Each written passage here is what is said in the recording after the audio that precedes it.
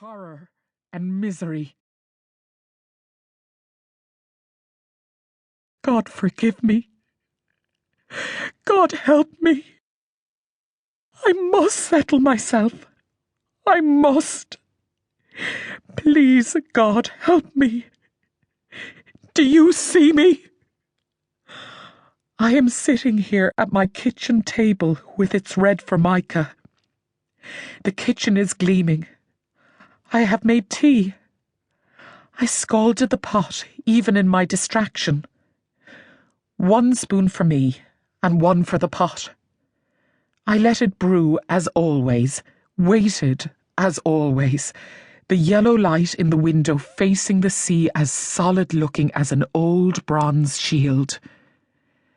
In my grey dress of heavy linen, that I regretted buying the moment I paid out the money for it in Main Street years ago, and still regret, though it is warm in this struggling weather.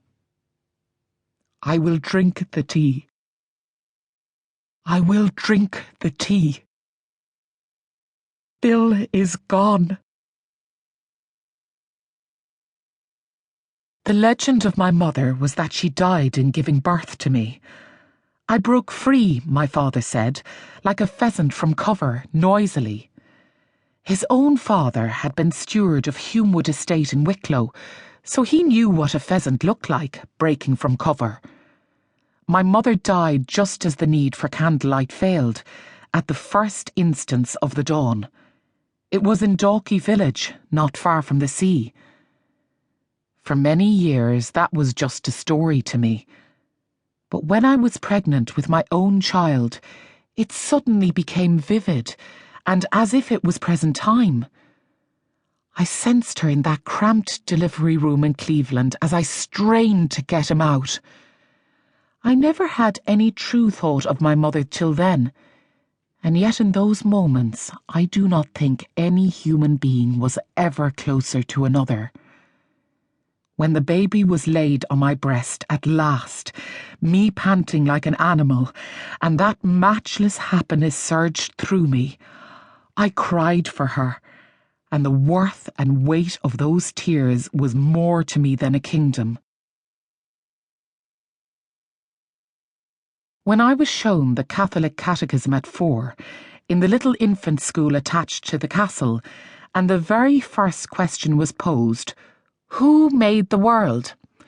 I knew in my heart that the teacher, Mrs. O'Toole, erred in providing the answer, God. She stood before us and read out the question and answer in her wren-sized voice. And I might have been inclined to believe her, because she was impressive to me at 4 in her skirt as grey as a seal in Dublin Zoo, and she had been very kind to me as I came in and had given me an apple. But the world, as I thought she ought to have known, was made by my father, James Patrick Dunn, not quite at that time, but later to be Chief Superintendent of the Dublin Metropolitan Police. The legend of my father was that he had led the charge against Larkin's men in Sackville Street.